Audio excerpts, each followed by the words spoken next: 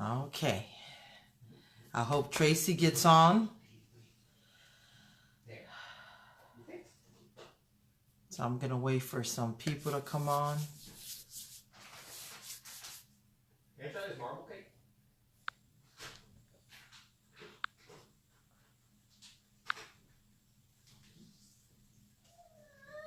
Your protein's leaking. Yeah, I know. I called and they're going to send me a new one. I'm going to take it then. Hey. So hopefully we could do this interview today. I normally do them on Thursdays. But the lung cancer sister that I want to interview today, her name is Tracy. And she works. So she was off today. So we scheduled her to do it today at 8:30. Because I didn't get out of my business the box until after 7, and so I wanted to come home and rest and eat dinner and get things ready for the interview. So I'm just hopefully she could get on and we could do this interview. Like I said before, I've been trying to do these interviews, been wanting to do these interviews, and it just doesn't seem to be going the way I want them to go. So. But I'm going to keep on until we get it right.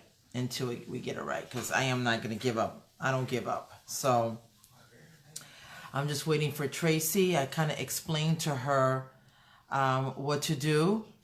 I did tell her that I couldn't answer text or my phone if she calls. But earlier today, we talked and I told her what she had to do. So I'm hoping that she gets it. And we tried to do a trial yesterday, but it wasn't working. And then she had to go to work. So I try to do these testing before, hey Susanna, I try to do these testing before we go live. Like I said, I've been just wanting to do these interviews with not only lung cancer survivors, but cancer survivors as well, just to share their story and to bring you guys hope. And that, like I said before, not only for lung cancer or cancer survivors, they could bring hope for other, things that might be going on in your life. It's not necessarily cancer. It could be other illnesses that you might have, trials and tribulation that you might be going through, whatever the case might be. And so that is the reason why I'm trying to do these interviews, but it's just has not been working. It hasn't been, good on my side. So, but like I said, I'm going to keep doing it. I'm not going to give up. And I apologize. You probably hear my granddaughter in the background crying. I told my son not to have her around when I'm doing these or trying to do these Facebook Live videos. But she's crying in the background. So Tracy, if you're watching, girlfriend, come on, figure this out. We got to do these. We got to do this interview. I've only done 2 out of all of them that I've been trying to do. Terry and Steve, he did the caregivers aspect. So come on, girl, where you at? Remember, look at the bottom of your screen. It should tell you to join. Or like Lisa said, you might have to swipe. And then it's going to ask you, I think you should either swipe to the left or to the right. And it's going to ask you if you want to join.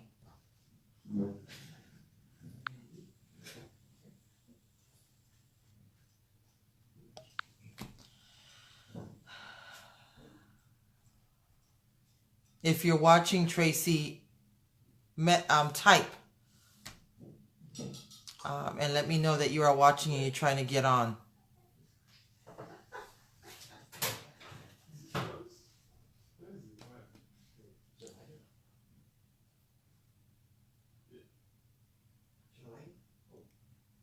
Just waiting on Tracy, guys.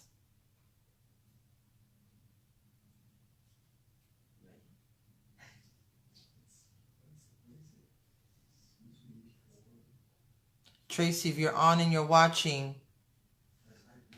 type something.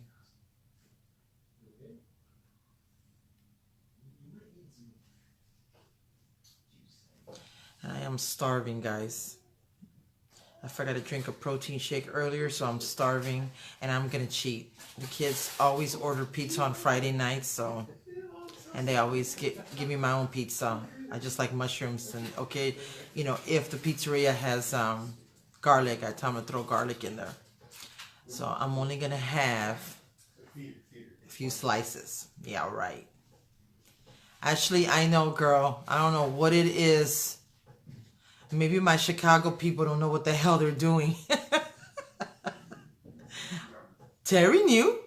But I guess my Chicago people, the rest, they don't know what the hell they're doing. Oh my goodness.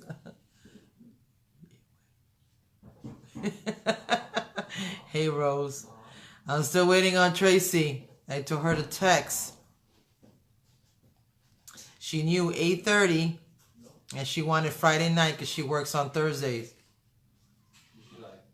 It's her toes, not fingers. Oh my goodness. If not, if Tracy doesn't hurry up and get on here, you know what? I'll interview one of my sons, and they could give their aspect on how they felt when I was diagnosed with lung cancer, and how they, what was their hopes, and you know, how they're dealing with it now, and why not, right? Might as well. Lucian could come with his daughter, and I could interview him. Do him for a little bit, and then have Julius. She don't like it. Which one is that one? Sweet pea, carrot, corn, and white bean. She's gagging. Sweet pea, carrot, corn, and white bean. Oh, She's gagging. I bought my granddaughter this, guys, and she didn't like it. She's almost She's throwing up. gagging. She looked at it, I put it in her mouth, and she's like, Does it taste that bad? pretty bad. Let me see. Let me It's taste it. chalky too. And then she turns to the side and goes, He's saying that she was puking. All right, Tracy, where you at? I'm about to just start interviewing one of the boys here. no, I'm not ready. Yeah, you are. You could it'll be quick.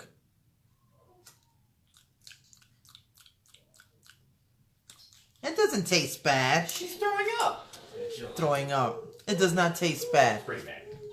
All right, so Alright, we'll get you some new yum. I don't know.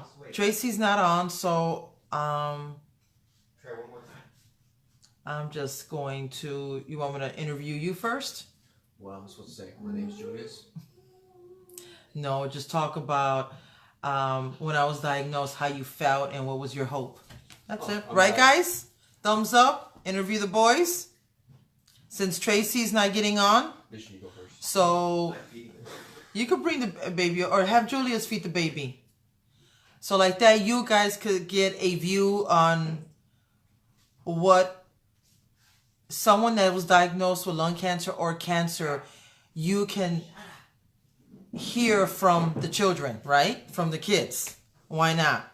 When I was diagnosed, it was 4 years ago. Can you not open that door? When I was diagnosed 4 years ago, my boys were, I think they were what? You guys were young. How old were you guys? When you were diagnosed, Yeah, they were in their early 20s. I was 19. Oh, my son was 19, so then Julius was 20. Yeah, because my Lucian was a senior in high school, and Julius was a freshman in college. So, can you imagine at that age, them being told that your mom has lung cancer and it's only has about 18 months to live, and the fear that those boys went through, and not only that, my daughters, and not knowing if I was gonna be around.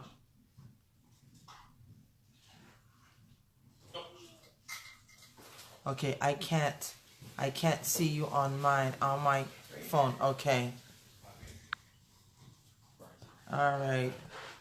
Hold on. She's trying to get on. Mom, I think pizza's here. All right.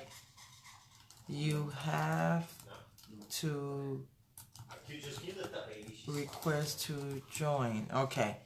So I just told her that she has to request to join. All right, let's see. Yeah, she has to request to join. All right, guys. For you guys that are watching, she has a what I have a Samsung, a Galaxy Samsung. So if she's watching, hey Vanessa, if she's watching, what does she do to request to join me? So if any of you guys out there that are watching could type, hit button by comments. There she goes. All right, guys, I think I got her. Yep. Okay, you might. It's that hole in the back. Oh. So. All right. Great. She's trying to add.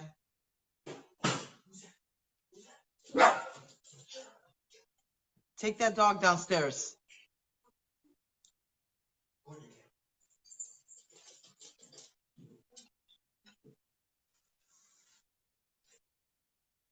All right. It's trying to add her, guys. See, I had that same issue last time with Mo. Oh, it's connecting. All right, she's coming. I'm here. Hey, Here we I am. got it. I couldn't see it on my phone. It's not showing it at all. Wow. Yeah, Wow. I had to jump on Jeremy's phone. Okay, but So- we did it. Hey, Over here, Jeremy. sweetheart. Hi, I'm sweetheart. How supporting are all you? of it. I'm doing good, and you? Thank you. Thank you for letting Tracy use her phone. Your phone, I mean. But of course, anything for you guys. Thank you, honey. Okay, Ashley is Much love. saying, remember earbuds. So I don't know why she's saying that. Let me try mine's. I wonder, oh, who has the echo, Ashley, me or Tracy?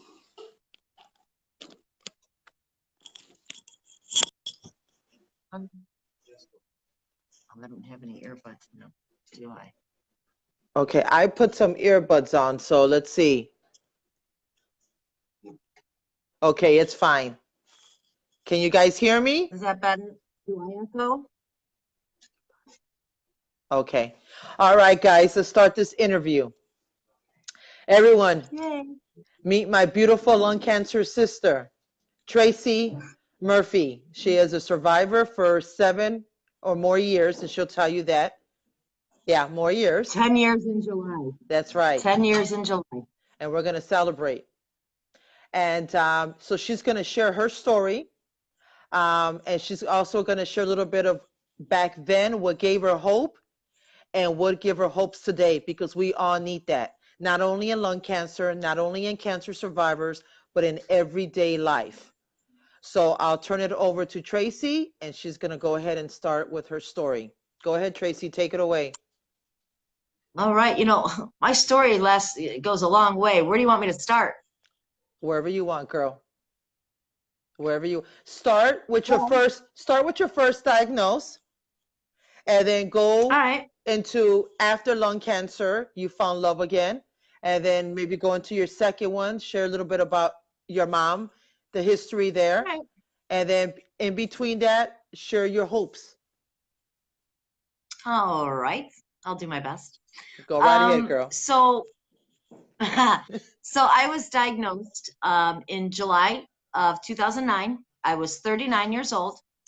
I wasn't actually shocked because my mom was already diagnosed, and she was a 7-year survivor at that time. And she was given almost no chance of surviving. So I figured, if that little woman can do it, I've got this.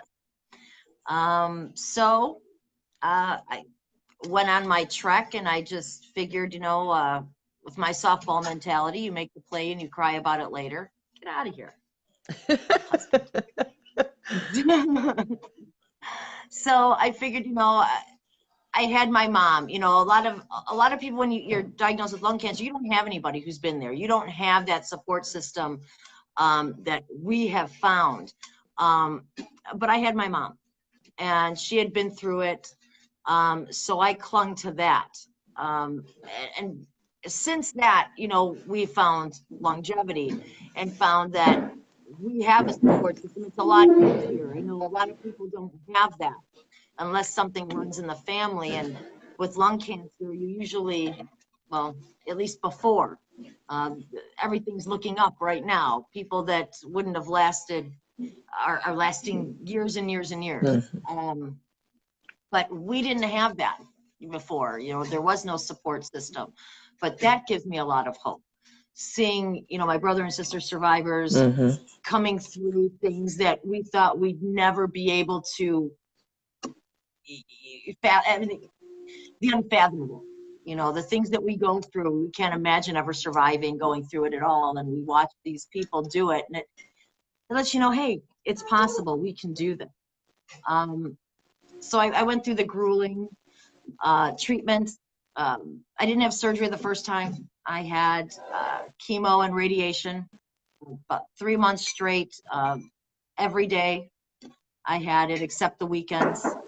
And it was rough. It was really bad, but you know, I made it through there, and I was eight years cancer free, and came back. So one of the things I'm really adamant about is telling people I don't care what the doctor says, 5 years, 7 years. They say after 7 years with lung cancer, you know, that you've been clean, you're pretty much cured. You know, you are going, you know, I'm going to have scans until my last day. You know, I mean, that's it. I don't care if I'm, you know, 12 years out. My mom was 12 years cancer free, you know, and then it came back. So, no, Dr. Hensing has me for life. He's never allowed to retire as long as I'm alive. But, you know, I lost my grandfather to lung cancer, and then my mom passed away 2 years after my wedding. 2 years, I'm sorry, 7 months, 7 weeks. Wow. 7 weeks after the wedding. But, you know, I'm still fighting. I'm fighting in her name and all my brothers and sisters, because I see the progress that's being made with all of the advancements. And, you know, I want to keep fighting for all of that.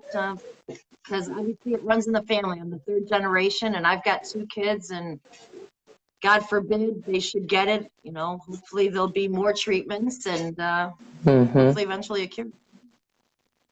That's right. Now, Tracy, some of the girls, Ashley and Rose, are asking, was when you were first diagnosed with lung cancer, was it operable back then? They did not want to do any kind of surgery. They said it was stage 3B, and it was really close to the bronchial area. So surgery was not a good option. Okay. So the second time I was diagnosed, it was stage 1. So they did a wedge resection. Right. I remember that. If any of you guys out there have questions for Tracy, please type them, and then I would read them to her and she'll answer. So after you were diagnosed, Tracy, tell us you found love and you got married. Share that with us. Well, after I was diagnosed the first time, it was 2012. So it was almost 3 years cancer free, or 3 years from diagnosis, something like that. And this guy moved in next door to me. And he seemed nice. And eventually, after, you know, knowing him for a little while, he lived over there, we went out, had a drink, and we started dating. And I don't know, he kind of grew on me.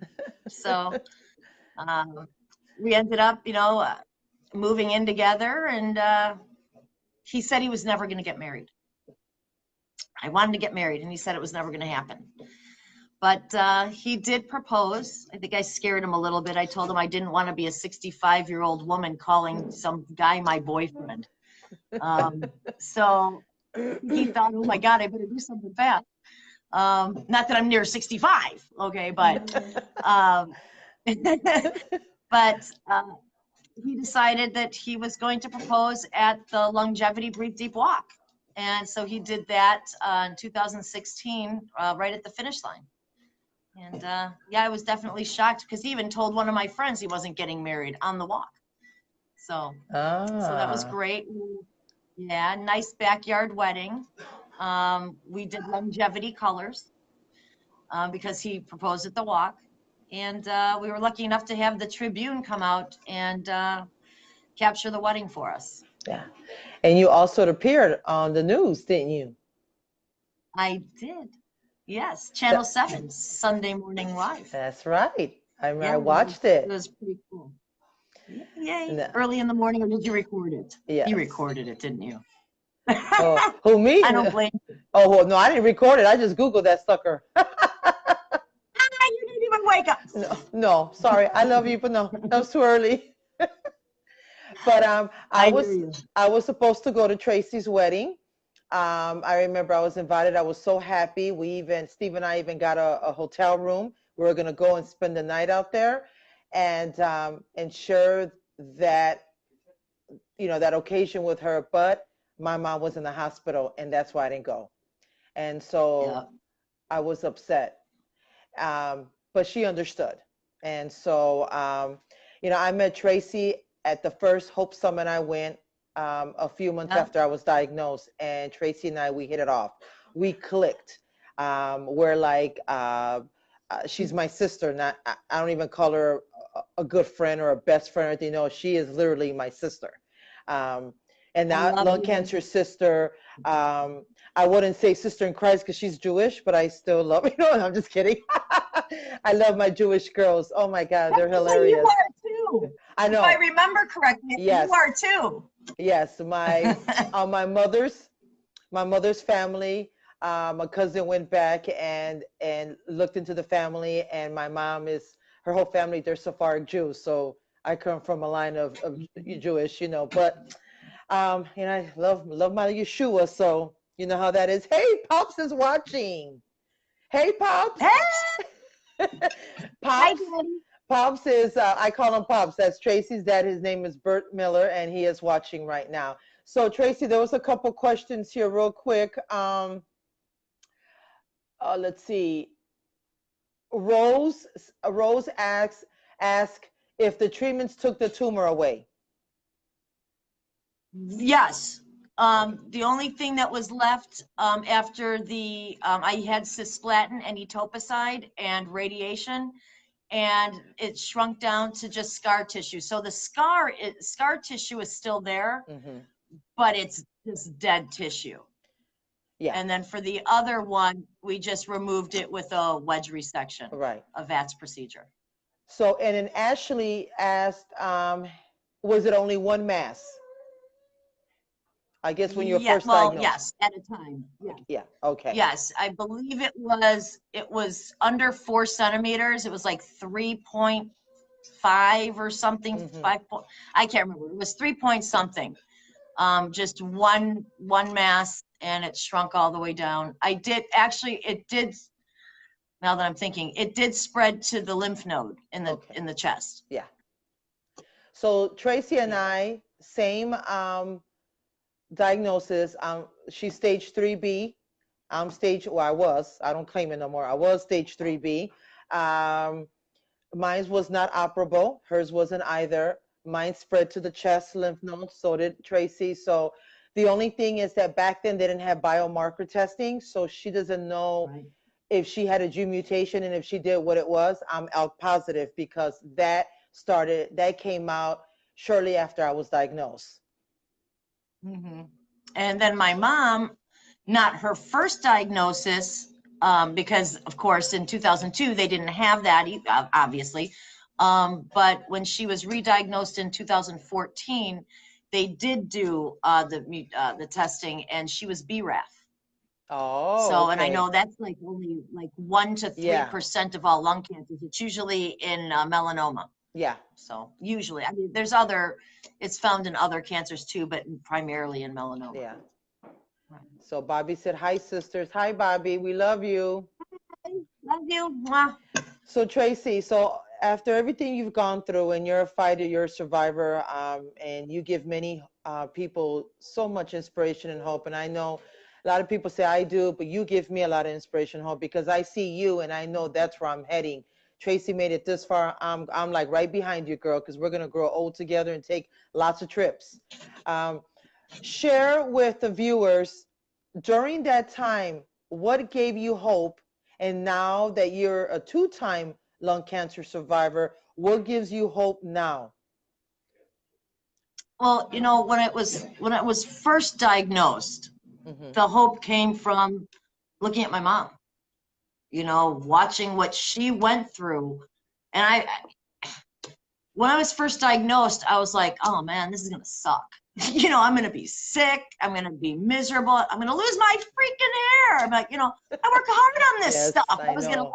That was what I was really upset about. But, watching my mom and, how she battled through, hi, itty bitty. Say hi. Say hi to And she's everybody. got the Cookie Monster. Say hi. Look, that's your auntie. I can't talk today. That's Auntie Tracy. Say hi, Auntie. Hi. I love you. Kisses. I love you too, Auntie. Mwah. Oh, look, she's getting excited. She wants to grab the phone. Okay. See? So go ahead, Yeah, continue. so watching mom, do what she did, and then having her with me, kind of like I almost say cheerleader, but she was more of a coach, because she always was. Both my parents, they coached hardcore. It was, you make the play, you cry about it later, you do what you need to do, rub a little dirt on it, which actually I did right before my first treatment. I took some dirt and rubbed it on my chest. It was, that's, everything I do is, if it's hard, I go back to softball. What would I do? And watching my coach, helping me through. And the second time was really hard. Didn't have her, had my dad, had Jeremy, didn't have mom. Although I think I told you about the story when I was in the hospital room. I had mom's picture there. I always bring mom's picture every day. Anything that matters, mom's picture is there. And I was in the hospital and I was awake. I barely slept while I was there. And I was awake. It was the middle of the night and I couldn't get comfortable. And Jeremy's snoring in the chair, and I kind of rolled over on my right side. And I was like, oh, maybe this is a little more comfortable. And I felt somebody sit by the foot of my bed, kind of like by, not the foot, but like where my knees were kind of bent. Mm-hmm. And I just assumed it was Jeremy hearing me complain that I was like, when you're trying to get comfortable. And I just kind of tried to move over thinking it was him going to try and lay down next to me. And I felt something, touch my cheek, like a little something, but I was like, that's not Jeremy. And I spun around and nobody was there. That was mom. And I was like, I started yelling, Mom, Mom. Jeremy jumps up, Mom's not here. I'm like, she's here. Yeah. Freaked me out. But, I had my sisters, I had my phone call. Everybody was calling, everybody was coming that was nearby. And, Jill and Ivy live right there, I mean, they came, Bobby was there, they live right there. And it was so good to have that support system. And I jump on Facebook and all of my, my brother and sister warriors, they were all there. And some of them using my words against me when I was complaining. They're like, make the play. I'm like, oh, but it's the support, really. The support that really gives me the hope, because you're seeing other people combating exactly what you're fighting against. Yes. That strength, that collective strength, and that support that really, really does it. Exactly. Think, yes. And of course, the research that's happening is obvious, but what you feel in your heart, I think, in your soul is really what drives you. And that gives me the hope. Right. Exactly. And the hope too that they're trying to do better research for us. And that's the hope that, that gives me, because, I'm a true believer, and me, I'm a true believer in speaking healing over your body and speaking positive things. And I truly believe that's why I'm still here, because I will be damned if I let lung cancer take over my life or, come back. So, that's I think that's all of our hope. But yeah. Now, Absolutely. Susan came in. She goes, I came in late, are in treatment now. So I don't know if she's asking, are you in treatment now or she's in treatment now? But Susan, no. Tracy is not in, you're not in treatment, right? No, I'm not in any treatment now. As a matter of fact, well, I had, well, the 2 surgeries in December, not this past December, but a year ago, December. I had the 2 surgeries, and then I have, supposedly, I am cancer free. Good. So went in for my last scan that I had, the year scan. So I had the 6-month scan and then the year scan. Everything looks good. So Good. Praise God. Amen. onward we march. Good, good. Yeah, so I'll be celebrating July. I think we are thinking of the date July 13th. We're throwing a party, food, music, bonfires at Yeah. night if it's cool enough. Yeah. And I'll be But there. everybody who wants to come, we're partying. You better be there. Oh, I'll be there. And I already reserved my room, minus Steve's room. So make sure you got my room ready. I don't care where I sleep. So for my lung cancer sisters and brothers out there that are watching, if you live in the Chicago area, Tracy is inviting you to her Yes. cancer. How do we say it? Cancerversary. Cancerversary. Cancerversary. I can never say it right, guys. I say it so jacked up. Yeah. Cancerversary, which will be July 13th at her Yeah, house. that's what we're thinking, July 13th. Yeah. Yeah. And so, to think that almost 10 years ago, they told me I had a 5% chance of 5 years. Yep. And look, 10 years later, you're here. Going strong. Absolutely. I'm stubborn. Yeah, that's right. That's all right. God ain't ready for us. We still got a purpose on this earth. No. Well, you got to figure, I got a mission. Apparently my mission is to piss off my father. That's what he's always said. I think I'm doing a bang up job on that. But, I figure heaven doesn't want me and hell's afraid I'll take over. So I'm going to be here a while. Well, Steve says, he always says, God takes the good. He goes, apparently you ain't that good, Juanita. Right? I'll be here forever. I'll be looking like the crypt keeper before I'm gone. I know, right? So Bobby says she's putting in her calendar. Good, Bobby. July 13th. Yay. So yeah, you know what? I can catch a plane. Ashley says she could catch a plane. Come on, girl, catch a plane. Bring it. Bring it, girl. You're more than welcome. I'll make sure I don't go on vacation at that time so I could be there because I always plan family vacation in July. So I'll make sure. I'm going to put it on my phone right now. So yes, Ashley, catch a plane. Come on out here, girlfriend. So anyone else have any other questions? And Tracy, before we end this interview, and thank you so much for sharing your story and what gave you hope and what continues to give you hope. What message do you have for people out there that have been just newly diagnosed with lung cancer or any type of cancer, or anyone that is just going through hard times? God gives us trials and tribulation, and so many people lose hope. What message do you have for your brothers and sisters, or for anyone, or for just everyone in general?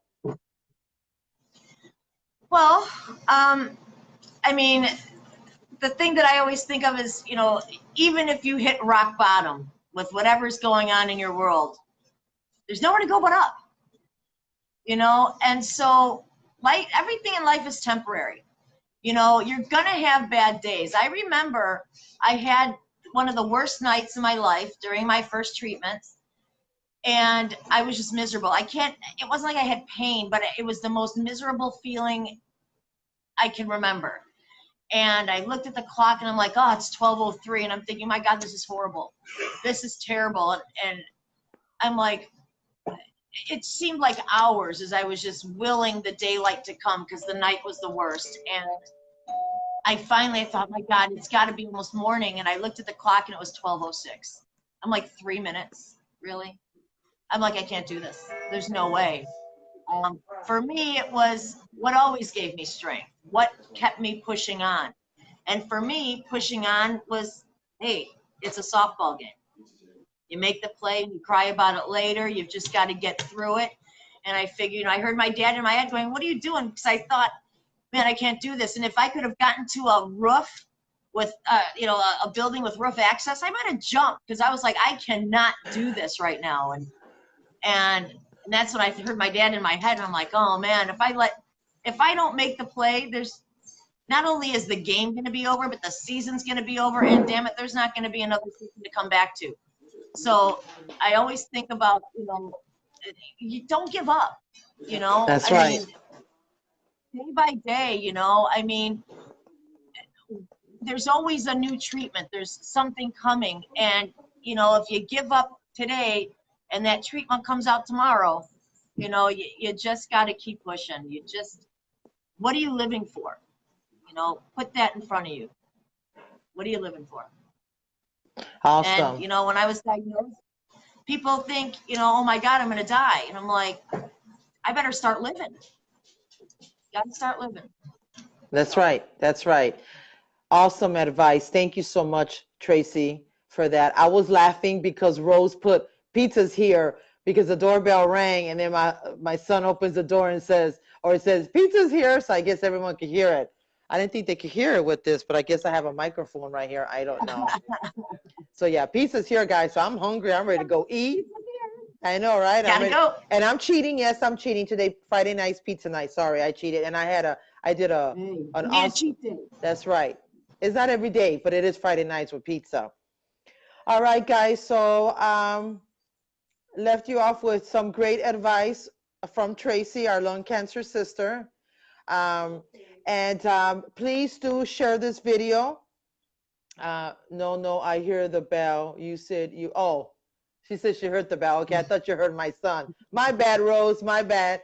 So share the video so other newly diagnosed lung cancer survivors and even survivors that have been surviving as long as Tracy and I or longer, we go through our ups and downs. That is a fact. I go through my ups and downs. I'm 4 years, but I go through it. I'm considered NED, no evidence of disease, but I still go through it. So that's why I wanted to do these interviews. Interview different, people that are struggling or, whatever the case might be with lung cancer. But it's to give hope that there is hope.